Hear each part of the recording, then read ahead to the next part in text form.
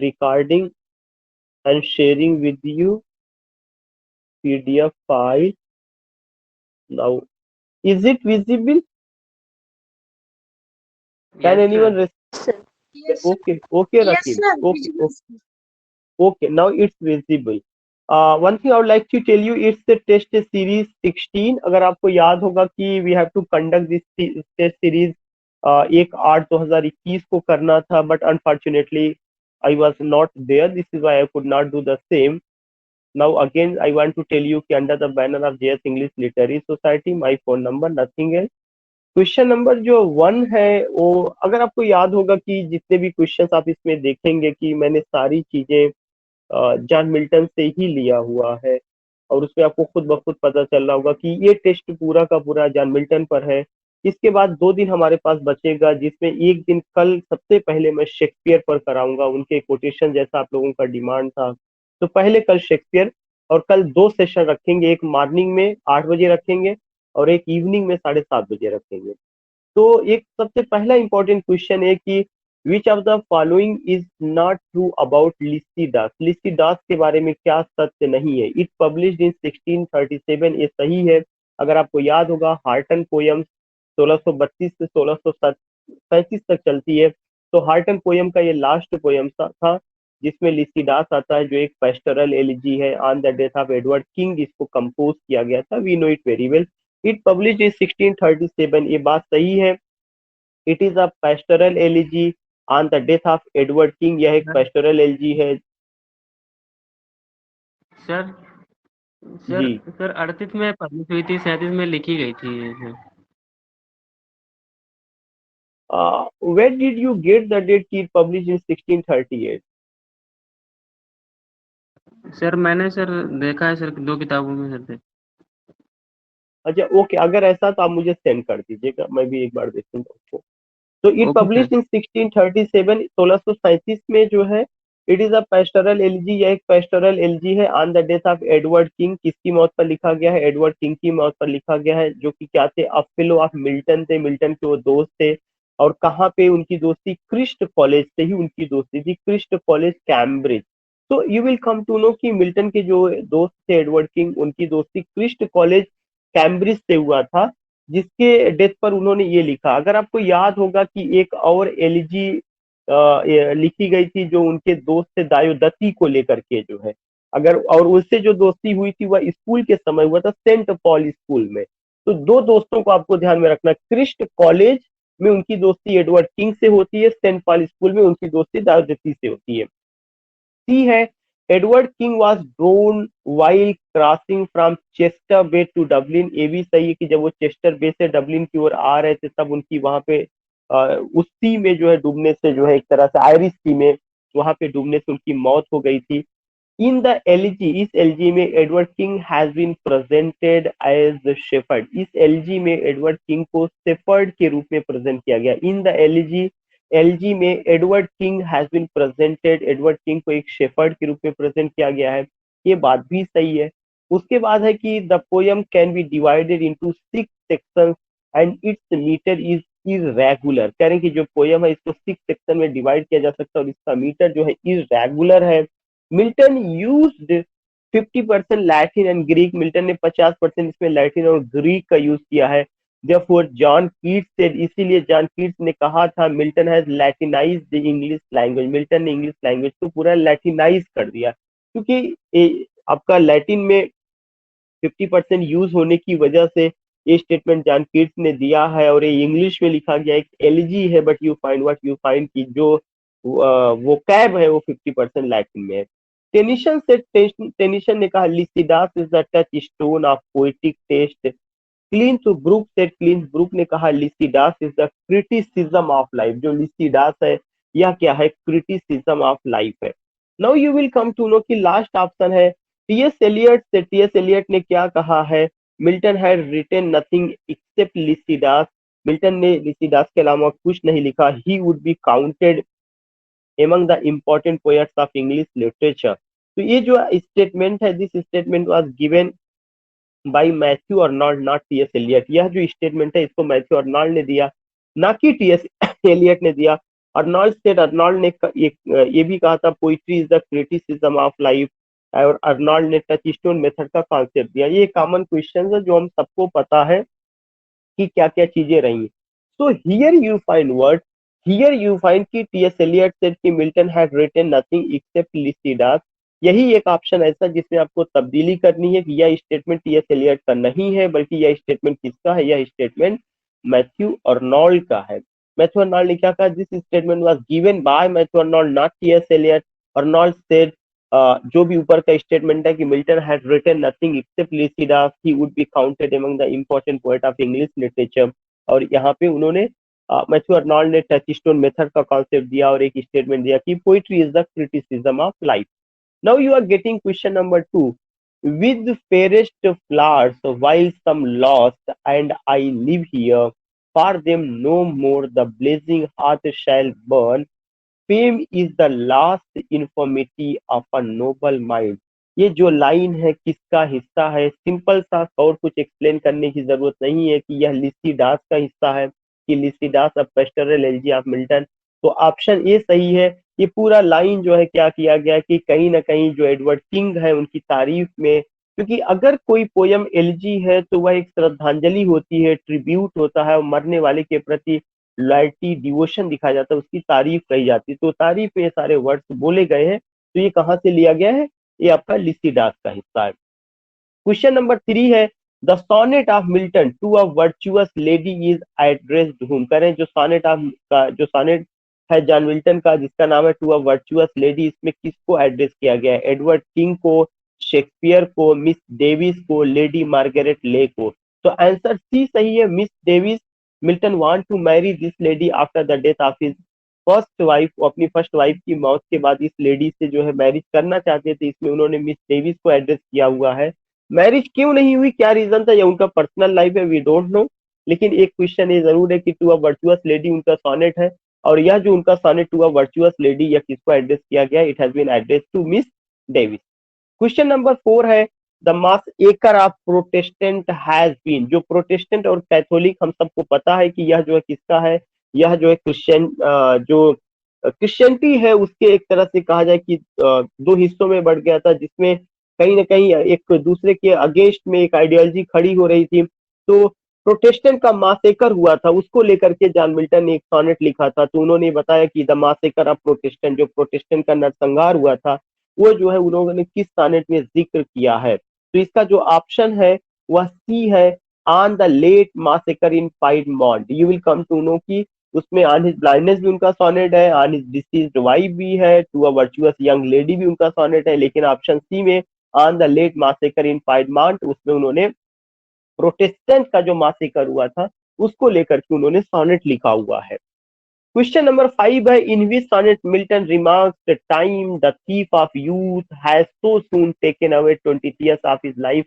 ये भी हमें पता है कि उनका सोनेट है, और इस सोनेट में भी उन्होंने जो बात कही हुई है अपने लाइफ को लेकर के कि उनकी जिंदगी के 23 साल निकल चुके हैं, और वो प्रॉमिस करते हैं कि वो जो है किसके प्रति वफादार रहेंगे, गॉड के प्रति, और उसकी वंदना करेंगे, उसकी सर्विस करेंगे। इस विजन के साथ उन्होंने इस सोनेट को लिखा हुआ है। तो ये जो सोनेट है उसका ऑप्शन आपका क्या है, on his having arrived at the age of 23। तो इसका मतलब आंसर बी आपका सही है।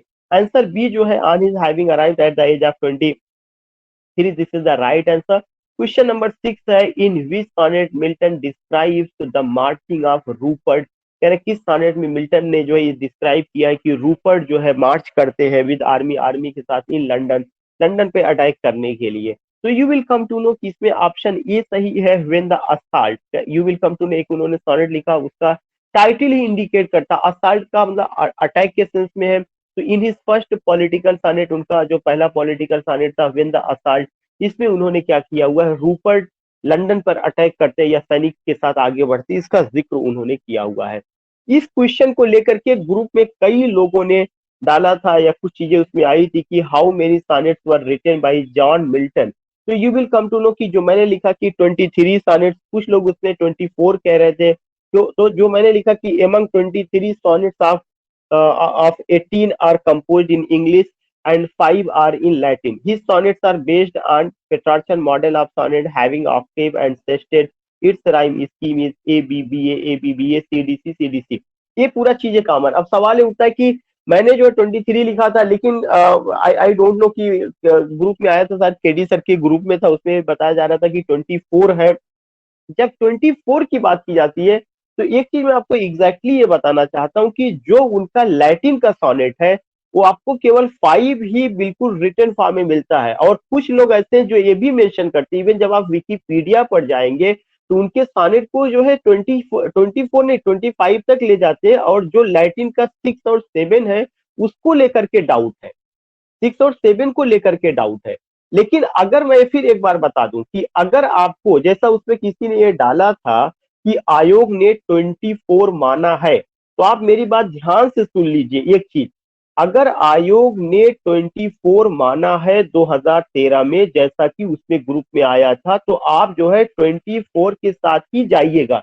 लेकिन मेरा लॉजिक यही है कि जो मैंने क्वेश्चन इस चीज को तैयार किया है उसमें साफ साफ ये पॉइंट आया हुआ है कि 18 उनका उसमें है, 5 उनका लैटिन में है, बाकी जो 6 और 7 जो लोग क्लेम करते हैं उनका सॉनेट है, उस चीज को लेकर के डाउट है। लेकिन फिर भी अगर आयोग ने 24 माना है तो आप जिस आयोग की परीक्षा देने जा रहे हैं आपको उसके साथ जाना पड़ेगा, उसके आंसर के साथ। क्योंकि जब कल क्लेम कोई करेगा तो ये कहेगा कि ये क्वेश्चन पिछली बार पूछा गया था और आयोग ने इस चीज को माना। और मैं फिर से क्लैरिफाई कर दूं कि केवल मैं इसी क्वेश्चन को लेके बात नहीं कर रहा हूं, इसके पहले भी अगर मैंने कुछ पढ़ाया है और आपको ये लगता है कि उसमें डाउट है, या अगर आपको ये लगता है कि आयोग ने उसको दूसरा चीज माना हुआ है, श्योर और सर्टेन आप क्या करिएगा, आयोग के साथ ही जाइएगा। जो आपको जो रखना, किसके साथ जाना, आयोग के आंसर के साथ जाना है। लेकिन एक चीज आयोग के साथ नहीं जाए, शेक्सपियर ने कितना हिस्टोरिकल प्ले लिखा है, शेक्सपियर ने 10 हिस्टोरिकल प्ले लिखा है, आयोग ने बाद में उसमें संशोधन किया था, उसने 10 माना हुआ है। तो अगर आप आयोग के साथ जा रहे हैं तो ये चीज जरूर देख लीजिएगा कि लास्ट ईयर ऐसा ना हो कि घटना चक्र के साथ, मैं जो बता रहा हूँ कि आप घटना चक्र के साथ, मैं नहीं कह रहा हूं आप जाइएगा, या मैं नहीं कह रहा हूं कि जो और चीजें मौजूद है उस पर, आयोग का जो आंसर की आया हुआ है, अगर उस आंसर की में आयोग ने उस पार्टिकुलर चीज को माना हुआ है तो आपको उसी के साथ जाना है। ये मैं बार बार कही, इसके पहले भी मैंने कहा था, लेकिन मैं अपनी बात को जो यहाँ पे मैंने तैयार किया, जो मुझे नॉलेज है उसको क्लियर करते हुए मैं ये बात कह दे रहा हूँ। इसको आप जरूर नोट कर लीजिएगा, अपने समझने के लिए लिख लीजिएगा बाकायदा सारी चीजें। लेकिन again I would like to say कि अगर यहाँ पे 24 आयोग मानता है या किसी और क्वेश्चन में आयोग कुछ और मानता है, तो आपको जिस आंसर के साथ जाना है वो किसके साथ जाना, आयोग वाले के साथ ही जाना, because you are going to appear in that examination which is conducted by Madhyamik Shiksha सेवा चयन बोर्ड। तो उनका जो आंसर की 2013 का कुछ लोग रेफरेंस दे रहे थे कि उन्होंने किया, अगर उसके आंसर की में है तो उससे क्लेम करने में सही होगा कि लास्ट ईयर आपने इसको माना था, इसी के आधार पे लोगों का सिलेक्शन हुआ था, इसलिए आप उसके साथ जाइएगा। बल्कि मैं इसके साथ आपको और भी मैं एक छोटी सी क्लास लूंगा, कुछ मैं उसमें बात करूंगा, लेकिन मैं आऊंगा। तो क्वेश्चन नंबर 8 है, which of the following is not correct. ये पैराडाइज लास्ट को या और कुछ चीजों को लेकर के है, जिसमें आप देखेंगे कि पैराडाइज लास्ट से रिलेटेड एक इंपॉर्टेंट क्वेश्चन है कि कौन सा इसमें करेक्ट नहीं है। Paradise Lost is regarded as secondary or literary epic, बिल्कुल सही है। The epic is written in grand style में लिखा गया है, एलिवेटेड थॉट है, एंड ब्लैंक वर्ड्स में 3 पॉइंट है कि जो एपिक होती है, कोई भी एपिक वह ग्रांड स्टाइल में होता है, एलिवेटेड थॉट है और ब्लैंक। लेकिन जो ब्लैंक वर्ड जरूरी नहीं कि सारे एपिक ब्लैंक वर्ड्स में लिखे गए हो सकता है कि कहीं पे चीजें चेंज भी की जाए, लेकिन पैराडाइज लास्ट किसमें, ब्लैंक वर्ड्स में है। तो एपिक के बारे में कहा जाता है कि epic is an objective form of poetry, epic is a long narrative story in words, it has grand style, elevated thought, all these things you find. तीसरा जो इंपॉर्टेंट पॉइंट है कि the theme of Paradise Lost is to justify the ways of God to man. कई बार पूछा जा चुका है कि पैराडाइज लास्ट का थीम क्या है, to justify the ways of God to man, ये बात सही है।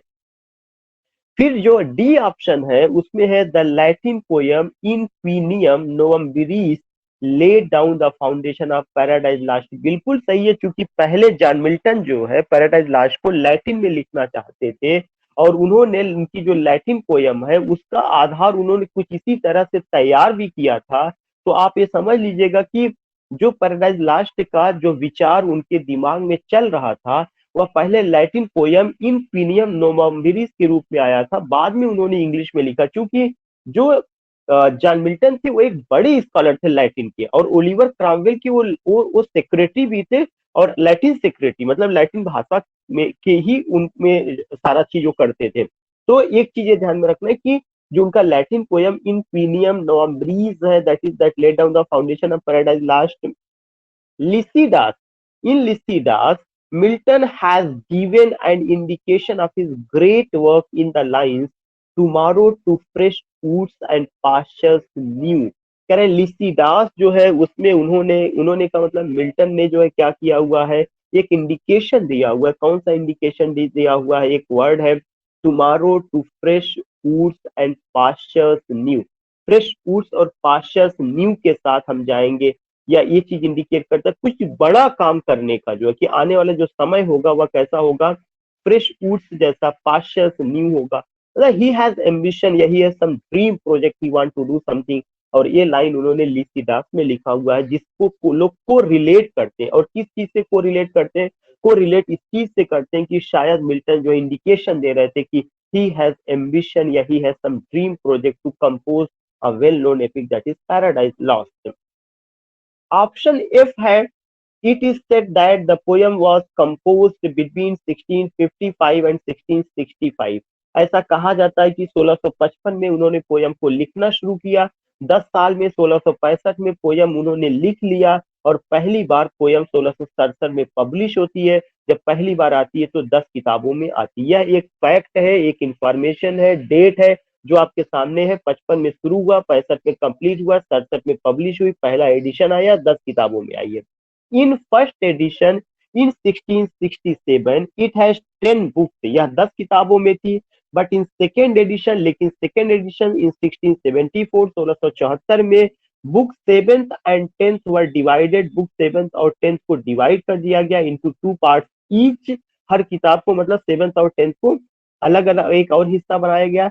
दस the epic has books in the manner of Virgil, और इस तरह से जो है जो एपिक है यह वर्जिल का जो एनीड था उसके मैनर में पूरा का पूरा हो गया। So in this way you find that कि 55 में शुरू हुआ, 65 में कंप्लीट हुआ, 67 में पब्लिश हुआ, 10 किताबों में आई, फिर 74 में सेकेंड एडिशन में 7th और 10th को दोबारा डिवाइड किया गया, और इस तरह से 12 जो एक आइडियल चीज माना जाता था कि एपिक 12 किताबों में डिवाइड होना चाहिए, क्योंकि उन्होंने वर्जिल के एनीड को फॉलो किया था। वह भी जो सेकेंडरी या लिटरेरी एपिक था, और ये भी सेकेंडरी या लिटरेरी एपिक है, इसको उन्होंने। फिर ऑप्शन एच है, Milton invokes goddess muse. Milton ने गॉडेस म्यूज को इन्वोक किया हुआ है। यस, गॉडेस म्यूज को उन्होंने इन्वोक किया है। क्यों?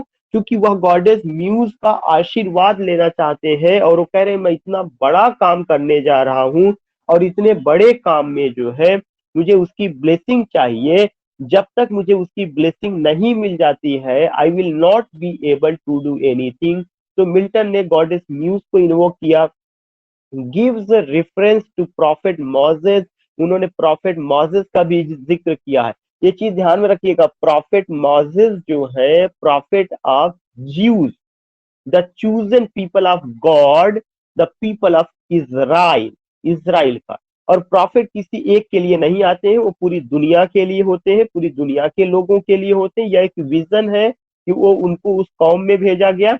बट रिमेंबर दैट कि Milton invokes goddess muse. Milton ने किसको इन्वोक किया है? गॉडेस म्यूज को इन्वोक किया है।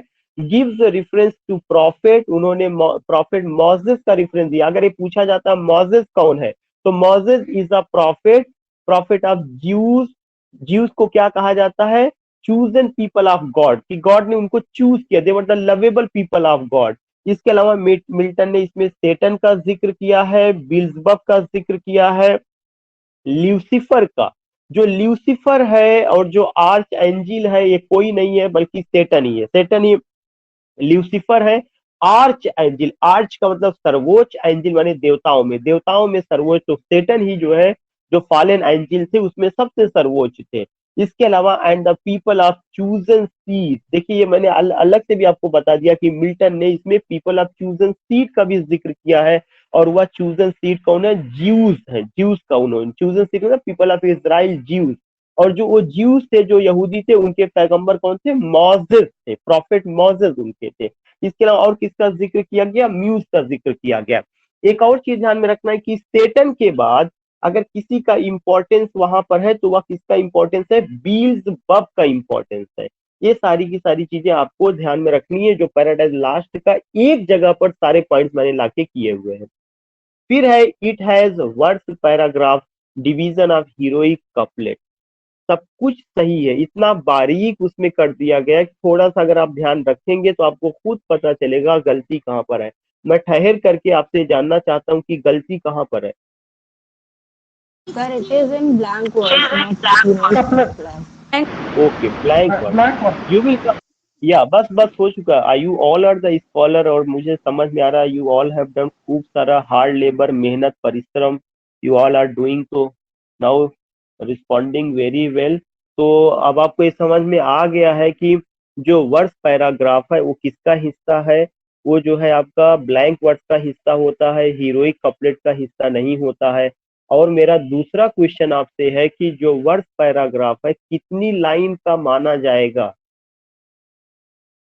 पैराडाइज लास्ट की कितनी line verse? 1 to 26. 1 1 to to 26. 26।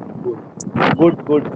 एक से लेकर 26 तक जो है वो जो है पैराडाइज लॉस्ट का वर्स्ट पैराग्राफ माना जाएगा। ये चीज हमें ध्यान में रखना है, 1 से लेकर 26 लाइन तक। और जो 1 से लेकर 26 लाइन है इसको एक्सपोजिशन कहा जाता है। एक्सपोजिशन क्यों कहा जाता है? क्योंकि जॉनसन ने इस पार्टिकुलर 1 से लेकर 26 लाइन तक के बीच में उन्होंने क्या किया हुआ है? 1 से लेकर जो 26 लाइन है इसमें उन्होंने जो है किसके बारे में, जो पैराडाइज लास्ट है उसकी थीम को लेकर के, और वो जो है चाहते क्या है, किस गॉड को इन्वोक किए हुए हैं, मतलब जितना चीजें बताई गई हैं। जैसे सेटन का भी जिक्र है, एडम का भी जिक्र है, ईव का भी जिक्र है। और आपको याद होगा एक वर्ड बहुत इंपॉर्टेंट है जिसको क्या कहा गया था? दैट वाज कि that was Eden, Eden garden. अगर ईडन गार्डन रखा गया, Eden beautiful garden where Adam and Eve were living, और जिसको ब्लिसफुल सीड कहा गया था कि जहाँ पे केवल खुशियां ही खुशियां हैं, जो यूटोपिया का कॉन्सेप्ट है, पार्ट ऑफ हेवन है, उसका जिक्र उन्होंने किया था। So these things you find. तो नाउ जस्ट टेलिंग यू कि एडम का जिक्र, ईव का जिक्र, सेटन का जिक्र, गॉड का जिक्र, बिल्जबब का जिक्र, ल्यूसीफर का जिक्र, आर्चएंजिल का जिक्र, मोसेस का जिक्र, चूजन सीड का, और एक और चीज, एक माउंटेन का जिक्र किया गया जिसका नाम ऑनियन करके या AONION इस तरह से करके है, जो 2013 के शायद क्वेश्चन में आया हुआ है। उन्होंने एक माउंटेन का भी जिक्र किया, एओनियन माउंट, AONION है पर स्पेलिंग AONION, AEONION।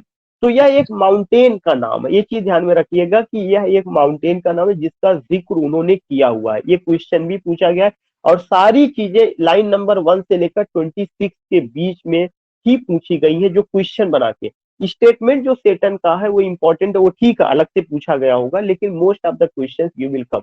और एक चीज ध्यान में रखना, ब्लैंक वर्ड 1 से लेकर 26 लाइन, वर्ड्स पैराग्राफ, ये कई बार बातें हो चुकी है। तो इन दिस वे यू फाइंड की पैराडाइज लास्ट एक जगह आपका हो गया। फिर है which of the following is incorrect, इनमें से कौन सा इनकरेक्ट है? मैंने पैराडाइज लास्ट की कुछ किताबें, चूंकि 12 किताबों में थी, उसके कुछ थीम को मैंने लिया हुआ जो मेरी नजर में इंपॉर्टेंट था। लेकिन मैं आपसे जरूर रिक्वेस्ट करूंगा कि एक बार जाने से पहले जो मेरी किताब में बताया गया कि पैराडाइज लास्ट के बुक फर्स्ट में क्या है, सेकंड में क्या, 1 से लेकर 12 तक एक नजर आप डाल के जाइएगा। मैंने इंपॉर्टेंट सेक्शन ले लिया है, फिर भी आप एक नजर वहां पे उस हिस्से को जरूर देख लीजिएगा। जिसमें विच of the following is incorrect, इनमें से कौन सा एक इनकरेक्ट है? Book first of Paradise last deals with the fall of man. Fall of man का मतलब हम सबको पता है कि हमारे अर्लीस्ट फोर फादर्स कौन थे? एडम और ईव थे, और वो जो है स्वर्ग में रहते थे। उन्होंने जो है क्या किया? सेटन के बहकावे में आकर के फॉरबिडन फ्रूट को खाया, और फिर उनका फॉलिंग शुरू हुआ। तो फॉल ऑफ मैन का मतलब वही कहानी से है। और क्यों उनका फॉल ऑफ मैन होता है? थ्रू डिसोबीडियंस, क्योंकि दे डिसोबेड हुम दे disobeyed God, God got angry, और तब जो है उन्होंने कहा कि now you can't live in heaven, अब आपके लिए मैं दूसरी जगह बना रहा हूँ, आपको वहां कुछ समय रहना पड़ेगा। इसके अलावा एक पॉइंट और है कि बुक फर्स्ट यह भी बताता है कि and justify the ways of God to man, और यह भी बताता है कि ईश्वर ने उनके साथ क्या न्याय किया। ईश्वर ने ये कहा कि तुम्हें धरती पर जाना है, कुछ समय के लिए जाना है, और ये तुम दोबारा मेरी तरफ वापस आओगे।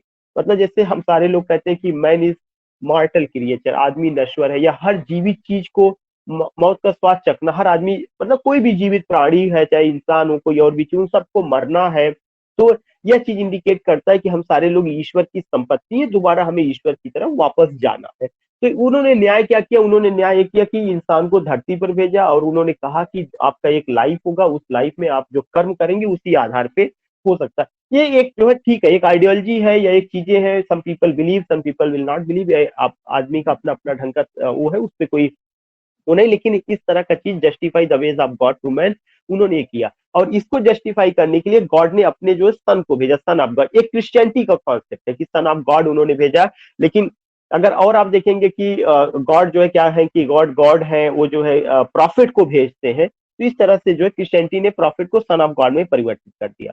बुक सेकंड में उन्होंने बताया कि book second begins with the description of fallen angel, करें कि जो बुक सेकंड है उससे शुरू होता है फॉलन एंजल के डिस्क्रिप्शन से, and the council of evil spirits, और जो बुरी आत्माएं हैं, बुरी आत्माएं का मतलब जो सेटन है, वो कैसे लोगों की सभा बुलाता है और कैसे कहता है कि हमें गॉड गॉड को डिस्पोज करना है, हमें अटैक करना है और दोबारा जो है स्वर्ग को जीतना है। तो एक कॉन्स्पिरेसी या जो फॉलन एंजल है उनकी मीटिंग, उनकी सभा से शुरू होती है। क्वेश्चन नंबर 9 का ऑप्शन सी है। In book third Almighty sends Raphael to warn Adam and Eve, book third में रफेल का जिक्र किया गया है कि रफेल को भेजा जाता है और वो एडम और ईव को वार्न करते हैं कि आप गॉड के बहकावे, सॉरी सेटन के बहकावे में मत आइएगा। इस तरह की चीजें जो है उसमें आती है। बुक फोर्थ में सेटन डिस्गाइज्ड, बुक फोर्थ में सेटन जो है डिस्गाइज फॉर्म में आता है, और कैसे आता है, एरी सर्पेंट। ये सबको पता है, बस आप थोड़ा सा ध्यान में रखिएगा कि वो सर्पेंट में भी कौन सा सर्पेंट होता है, एरी सर्पेंट, उड़ता हुआ सांप के रूप में आता है। Begins to tempt Eve, Eve को टेम्प्ट करता है, but God of light Uriel arrested him, लेकिन गॉड ऑफ लाइट जो यूरियल है वो किसको, सेटन को अरेस्ट करते हैं। इस तरह का जिक्र है। तो यूरियल क्या है, गॉड ऑफ लाइट है, ये चीज ध्यान में रखना है। बुक एट्थ में मिल्टन इनवोक, इनवोक का स्पेलिंग आई से होना चाहिए, यहाँ पे ई जो है बाई मिस्टेक लिखा गया है। मिल्टन इनवोक्स यूरेनिया, कह रहे हैं कि बुक एट्थ में मिल्टन यूरेनिया को इन्वोक करते हैं, the Christian goddess of music, जो क्रिश्चियन गॉडेस ऑफ म्यूजिक है। ये चीज हमें ध्यान में रखना है कि यूरेनिया का जिक्र किया गया है। ऊपर जो है बुक फोर्थ में यूरिल का जिक्र किया गया है जो गॉड ऑफ लाइट है। तो यूरिल क्या है, गॉड ऑफ लाइट है। यूरेनिया क्या है, गॉडेस ऑफ म्यूजिक है। बुक ट्वेल्थ में begins with the prophetic vision of Michael, या प्रोफेटिक विजन ऑफ माइकल से शुरू होता है, about the destiny of man in heaven. तो अगर आप देखेंगे कि बुक जो 12th है, ये इसमें सब कुछ सही है, लेकिन जो ये कहा गया कि about the destiny of man in heaven, ये नहीं है, बल्कि क्या है, about the destiny of man on earth, not in heaven but earth. क्योंकि अब आदमी को कहाँ पे भेज दिया गया है, आदमी को जमीन पे भेज दिया गया है, और उसके जो है जो उनका प्रोफेटिक विजन था कि आदमी की जिंदगी, या एडम और ईव जो अर्लीस्ट फोरफादर्स हैं, जो उनकी संतानें हैं, जो उनकी जनरेशन आएगी, उनकी लाइफ कैसे होगी, इस सोच को जो है रफेल ने एक प्रोफेटिक विजन के माध्यम से, माइकल ने एक प्रोफेटिक विजन के माध्यम से वो किया हुआ। तो इसमें मैंने थोड़ा सा तब्दीली की है, not in heaven but earth, मतलब रफेल बार बार रफेल आ रहा, माइकल जो ये बात करते हैं वह जो है इंसान की हीवेनली लाइफ को लेकर के ना बात करके, बल्कि अर्थली लाइफ को करते हैं। यही आपको करेक्शन करना है। क्वेश्चन नंबर 10 है, which of the following is incorrect, इनमें से कौन सा ये गलत है। Samson Agonistes is an example of closet drama, सही है।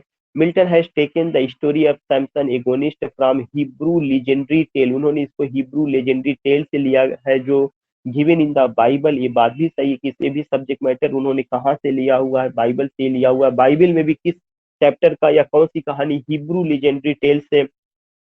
सैमसन इज अ रेसलर, ये बहुत कॉमन सा क्वेश्चन है, पूछा गया है कि सैमसन एक रेसलर है और उसका अफेयर किसके साथ है। Who falls in love with Delilah, जो डेलीला के साथ अफेयर उसका है। Samson was the son of Manoah, a simple poor man of Israel. देखिए थोड़ा सा मैंने तब्दीली की है, ये बात सही है कि सैमसन मोनोवा का बेटा है, लेकिन वह इजराइल के निवासी ना होकर के फिलिस्तीन के निवासी है। तो उसके फादर सैमसन, डेलीला, ये पूरी कहानी कहाँ की है? फिलिस्तीन में, पूरी सेटिंग ही फिलिस्तीन में है। तो आपको यहाँ पे थोड़ा सा तब्दीली करना है कि सैमसन मोनोआ का बेटा है, लेकिन वो क्या है? अ सिंपल पुअर मैन, इजराइल के ना होकर के कहाँ के? फिलिस्तीन के। ये चीज हमने तब्दीली की है। क्वेश्चन नंबर 11, कुछ हमने छोटे छोटे क्वेश्चन लिए हुए हैं। हु अरेस्टेड सैमसन, सैमसन को किसने अरेस्ट किया था? तो क्वेश्चन नंबर 11 का ए, हाराफा। हाराफा जो था ये भी रेसलर था, उसने सैमसन को अरेस्ट किया था। इसमें बहुत कोई फिलॉसफी नहीं है। हाराफा यार रेसलर ऑफ गाजा, गाजा जो है फिलिस्तीन में एक जगह का नाम है। गाजा पट्टी आज भी विवादित क्षेत्र हम सबको पता है। तो हाराफा ने उसको क्या किया हुआ था, जो वहां का एक रेसलर था, उसने सैमसन को अरेस्ट किया।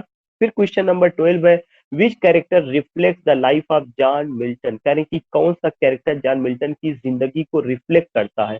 मोनोआ, Samson, Delilah, governor of Gaza. You will come to know Samson क्यों, क्योंकि सैमसन को अरेस्ट करने के बाद अंधा कर दिया जाता है।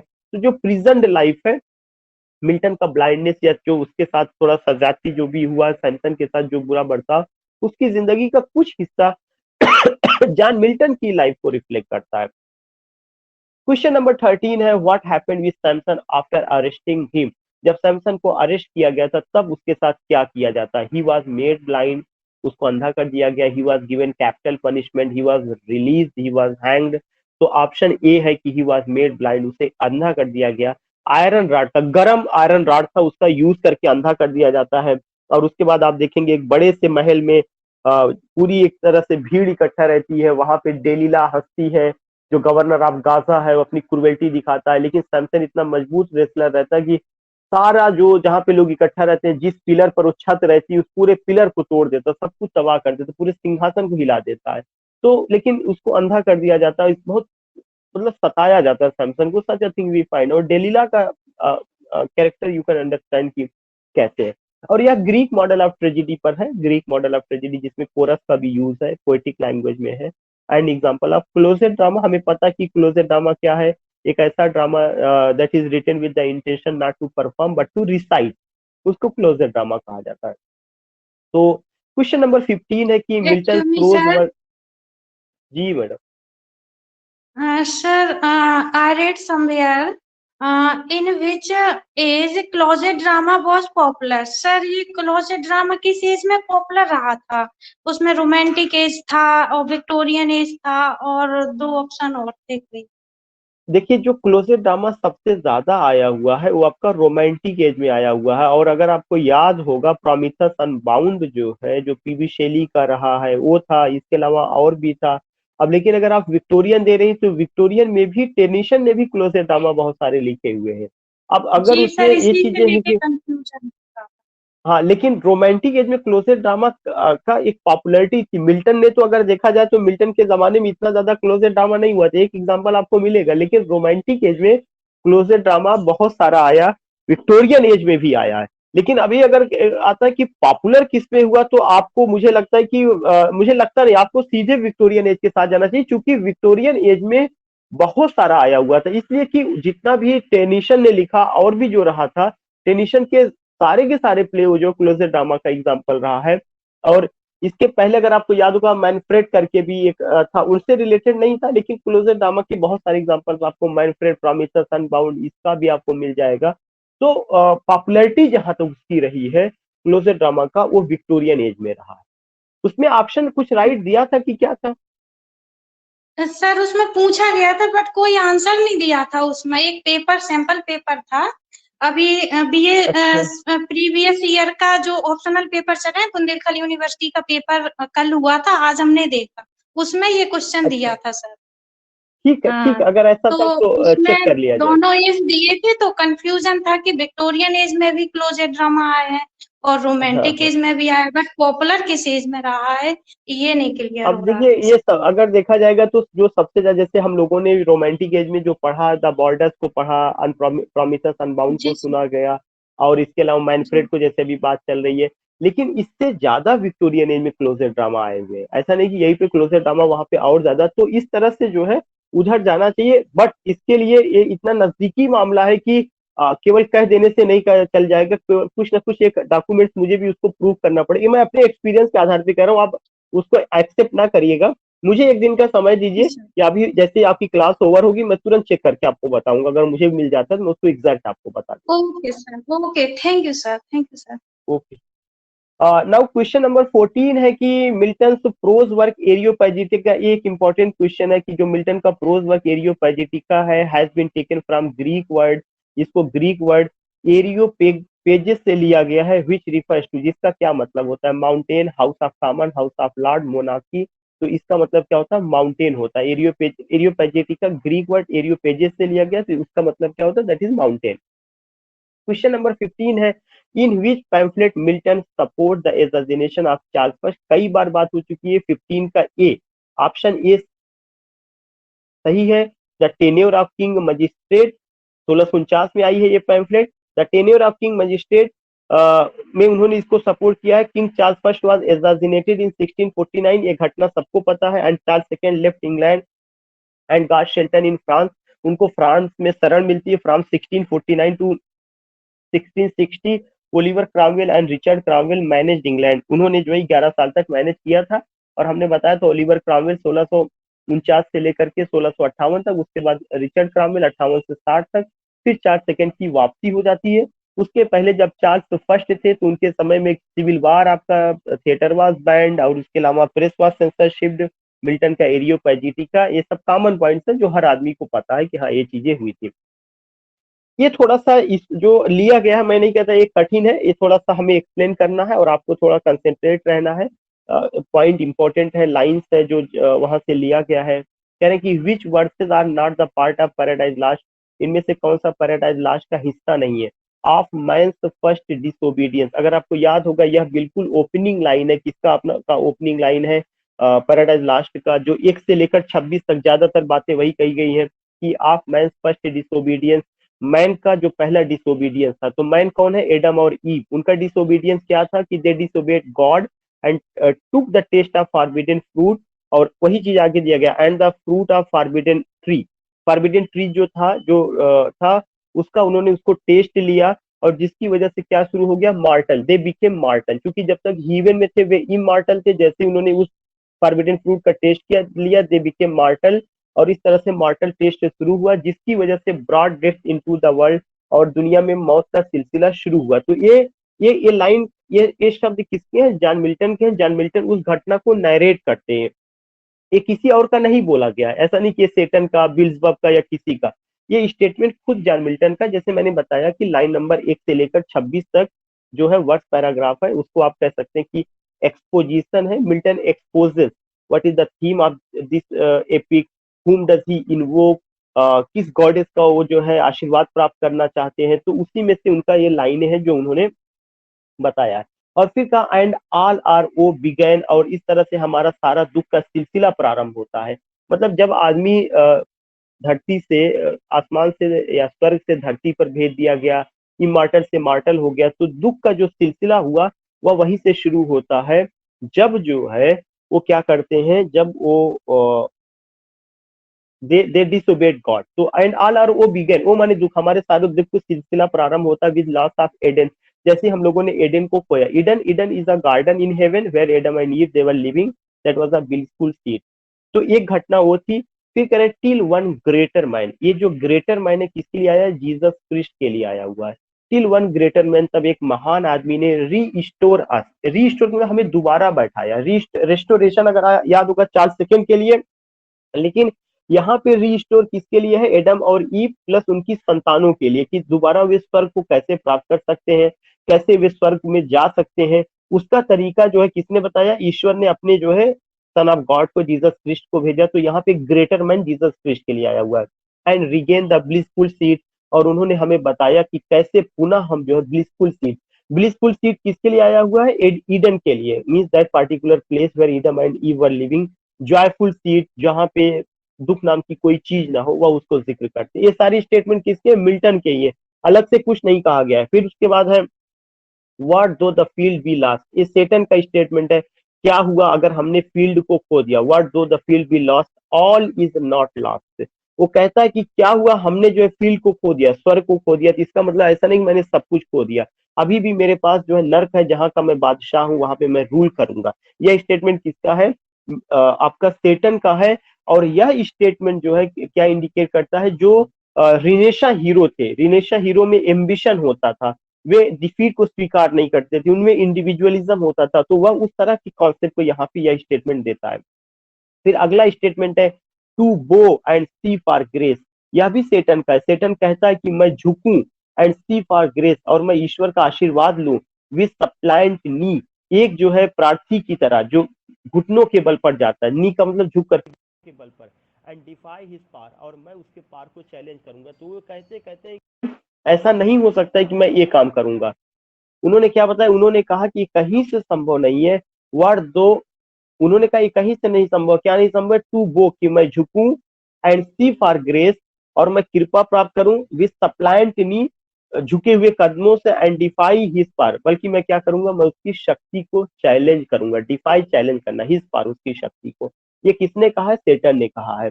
फिर उसके बाद मैंने एक ऐसी रख दिया, आप सारे लोग जानते हैं, you all are scholar, illuminated personality तुरंत पकड़ लेंगे कि मैंने एक लाइन रखा कि when I consider how my light is spent ए पैराडाइज लास्ट का नहीं है, बल्कि ये किसका है? ऑन हिज ब्लाइंडनेस का। We know it very well, तो इसको एक्सप्लेन करने की कोई जरूरत नहीं है। तो आपको ये सारा चीज समझ में आ गया, कौन कहा है, क्या है, किससे रिलेटेड है। नेक्स्ट है क्वेश्चन नंबर 17 है, जिसमें ये है कि what though the field be lost all is not lost. देखिए वो चीजें मैंने वहां से लिया था। फिर है द अनकॉन्करेबल हेट। सेटन कहता है कि हमें अपने अंदर जो है घृणा को जन्म देना, एक ऐसी घृणा जो कभी जीती ना जा सके, अनकॉन्करेबल, जिस पर कोई विजय न प्राप्त कर सके, मतलब हमें ईश्वर से बदला लेना है, और वह अनकॉन्करेबल हेट होगा। And what is lost not to be overcome, और जो कुछ भी लास्ट हुआ उसे जीता नहीं जा सकता है। Who spoken these lines in Paradise Lost? Paradise Lost में ये लाइनें किसने कहा? सेटन ने कहा है। तो सेटन का जो एम्बिशन है वो आपको नजर आता है। सेटन पैराडाइज लास्ट में बुक फर्स्ट में हावी है, वो चीज नजर आता है। उसका अपना रिनेशा स्पिरिट नजर आता है, क्योंकि वो कहता है ना कि हमें घृणा भी कैसी घृणा चाहिए? अनकॉन्करेबल, जिसको कोई दबा ना सके, घृणा की आग को जलाते रहना है। And what is lost not to be overcome, मैं ये जानता हूँ कि जो चीज मैं हार चुका हूँ मैं उसको जीत नहीं सकता, लेकिन फिर भी अपने अंदर की स्पिरिट को जिंदा रखना। ये बात किसने कहा? सेटन ने कहा है। क्वेश्चन नंबर 18 पूछा जा चुका है, फेयरवेल दाई हैप्पी फील। जब वह स्वर्ग से जाता है या स्वर्ग को अलविदा कहता है और नर्क में जाता है, तो जाते समय स्वर्ग से कहता है farewell happy feel. Happy feel क्यों है? क्योंकि हैप्पी फील अगर क्वेश्चन आता है किसके लिए है, तो स्वर्ग के लिए है। Where joy forever dwell, जहाँ खुशियां हमेशा निवास करती हैं। फिर अगली लाइन कहता है हेल, हेल माने वेलकम, हॉरर्स हेल, कहता है कि अपने जो है नए स्वामी को जो है वेलकम करो। किसके लिए कहता है? नर्क को कहता है, क्योंकि अब वह नर्क का स्वामी कहता है हेल हॉरर्स हेल, रिसीव दाई न्यू पॉजेसर, अपने नए स्वामी को तुम स्वीकार करो। One who bridge a mind, जिसके अंदर एक ऐसा दिमाग है, नॉट टू बी चेंज, जो वक्त के साथ बदलता नहीं है। And in itself can make a heaven of hell and hell of a heaven, जो स्वर्ग को नर्क में बदल सकता है और नर्क को स्वर्ग में बदल सकता है। यह भी उसका रिनेशा स्पिरिट है। तो एक बहुत इंपॉर्टेंट डायलॉग है, यूजीसी नेट में कई जगह पे बार बार पूछा जा चुका है। ये भी जो है किसका लाइन है? सेटन का लाइन है। आगे कहता है कि क्वेश्चन नंबर 19 है, you can love or hate me but never can ignore me. आप मुझसे लव कर सकते हैं या तो हेट कर सकते हैं, लेकिन आप मुझे इग्नोर नहीं कर सकते। वैसे भी कहा जाता है ना, खाली दिमाग शैतान का घर। यही कहता है, कहा जाता है कि शैतान हर समय हमारे साथ रहता है, तो शैतान को रियली में इग्नोर नहीं किया जा सकता। शैतान ऐसा नहीं कि कोई बड़ी शरीर वाला है, राक्षस है, बुरा ख्याल ही शैतान है। बस यही चीज हमें समझना चाहिए। ये बात भी ये किसका हिस्सा है? पैराडाइज लास्ट का है। और किसने बोला है? सेटन ने बोला। लास्ट क्वेश्चन, दो क्वेश्चन बचे हुए हैं आज की शीट के, जिसमें एक हमने जो पैराडाइज रिगेन से लिया है, जिसमें है कि which of the following is not the characteristic of Paradise Regained, जो 1671 में आया है।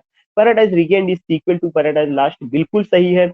The theme of this epic is the temptation of Jesus Christ by Satan, ये भी सही। इसका थीम ध्यान में रखना, पहली वाली का theme to justify the ways of God to man है। इसका जो थीम है, the theme of this epic is the temptation of Jesus Christ by Satan, यह इसका थीम है। On the advice of his best friend doctor Thomas Ellwood he wrote Paradise Regained, या बिल्कुल सही है। It is divided into 4 books, ये भी सही है। Jesus Christ is the hero of Paradise regain, ये भी सही है। मिल्टन हिमसेल्फ, सेल मिल्टन ने खुद कहा, the public of my country like the most paradise last but I love paradise regain. ये क्वेश्चन पूछा जाता है कि मिल्टन की फेवरेट किताब कौन सी थी, पैराडाइज रिगेन या पैराडाइज लास्ट? तो पैराडाइज रिगेन उनकी फेवरेट किताब रही है, जनता की नजर में पैराडाइज लास्ट फेवरेट रही है, लेकिन मिल्टन की पैराडाइज रीगेन रही है। अकॉर्डिंग टू लिग्विस कैजामिया, जिन्होंने हिस्ट्री ऑफ इंग्लिश लिटरेचर की बेहतरीन किताब लिखा है, वो कहते हैं Paradise Regained is inferior to Paradise Lost. Paradise Regained Paradise Lost से इंफीरियर है, इसमें lost in imaginative colouring and brilliancy, imaginative colouring और ब्रिलियंसी में वह उनसे जो है क्या है कि इंफीरियर है। फिर है solitude sometime is best society is the part of Paradise last, ये हम सबको पता है कि पैराडाइज लास्ट का हिस्सा है।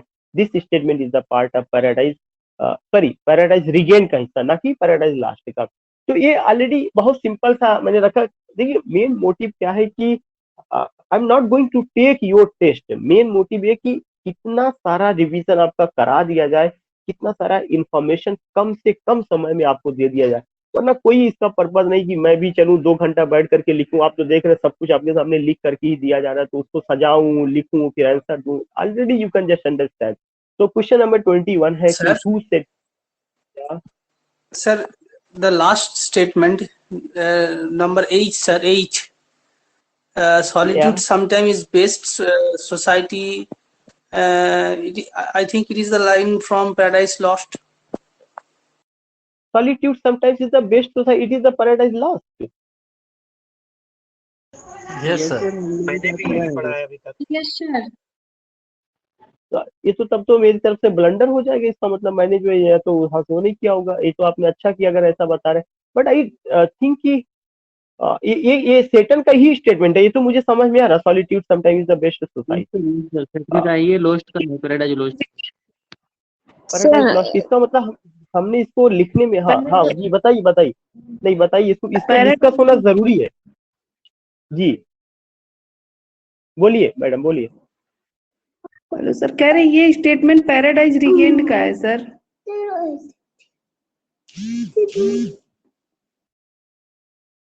हो अब आप लोग खुद ही हमें जो कर रहे हैं। खैर अच्छा, जो है जिसका भी है रीगेन का है यही है, आप इसको ब्लैक लिस्टेड में डाल दीजिएगा। ऊपर के जितने भी हैं ए से लेकर के जी तक ये तो सब सही है, उसमें कोई डाउट नहीं। एच को अभी आप ब्लैक लिस्ट में डाल दीजिएगा, इसके साथ आप कतई मत जाइएगा जब तक कि ये चीज कंफर्म ना हो जाए कि solitude sometimes is best society. क्योंकि अगर इस आपके इस तरह की चीजें आ रही तो हम सारे लोग बस अभी 2 मिनट के बाद जो इसको एक चीज ये चेक करके और एक चीज चेक करके कि कौन सा मैडम ने पूछा था, that was the closed drama का, तो उसको चीजें हम लोग करके वो करेंगे। खैर लास्ट क्वेश्चन है कि हु सेड, किसने कहा, in Paradise Lost Milton was in Satan. कह रहे हैं कि इन पैराडाइज लास्ट में Milton was in Satan, Milton Satan की साइड में थे। मिल्टन वाज इन सेटन का मतलब कि मिल्टन, ऐसा लगता है कि पैराडाइज लास्ट में मिल्टन ने सेटन का सपोर्ट किया। आर डेविल्स पार्टी में, but in Paradise Regained he is with Jesus Christ, वह जीसस क्रिस्ट के साथ है। या स्टेटमेंट विलियम ब्लेक का है, उसके साथ वो करना है। और अच्छा दूसरा चीज, हम सारे लोगों ने इसे कर लिया है जो भी चीजें करनी है, लेकिन अभी तुरंत आप लोग जो है जैसे ही क्लास लीव होता है इन दोनों पॉइंट्स को, जो ये बात कही जा रही solitude sometimes is best society, sir ये पैराडाइज रीगेन का ही है। Sir hello solitude sometimes the best society, Paradise Regained का ही है। Excuse me sir. जी सर ये बुक 9 में है और 249वीं लाइन है ये sir. Solitude is sometime is the best society. अगर ये रेफरेंस दे रहा है तो में बुक 9 है सर, इससे ऑथेंटिक रेफरेंस नहीं होगा ये ऑथेंटिक। ठीक है ये ऑथेंटिक, आप उसे मतलब भेजने का मतलब अगर कहीं पे लिखा होगा किसी भी किताब में, आप उस पोर्शन को जरूर भेज दीजिए ताकि वो चीजें और भी हो जाए। अगर ये है कि पैराडाइज 9 किताब में 249वीं लाइन है तो ये बात सही है, इसका मतलब ये चीज वहाँ पे इन राइटिंग जो है पैराडाइज लास्ट और पैराडाइज रीगेन में गड़बड़ है कहीं ना कहीं। खैर और एक दूसरा जो क्वेश्चन है हम लोग सर जी सर ग्रुप में हमारे तरफ से सर कमेंट ऑफ है सर, तो सर उसे ऑन कर दीजिएगा सर। नहीं अभी ये ऑन नहीं हो सकता है क्योंकि उसको मैंने आपको बताया तो उसके पीछे कुछ रीजंस है। जब तक आपका पेपर नहीं हो जाएगा, हम पेपर होने के बाद जब आपसे कुछ आप मुझे इंडिविजुअली भेजिएगा, ग्रुप में मैं खुद डाल दूंगा, लेकिन जो है आपको पेपर के बाद ही जो है सारे ग्रुप को वो चीजें आप कर सकते हैं, उसके पहले ग्रुप नहीं चालू हो सकता। ठीक ओके ओके सर ओके।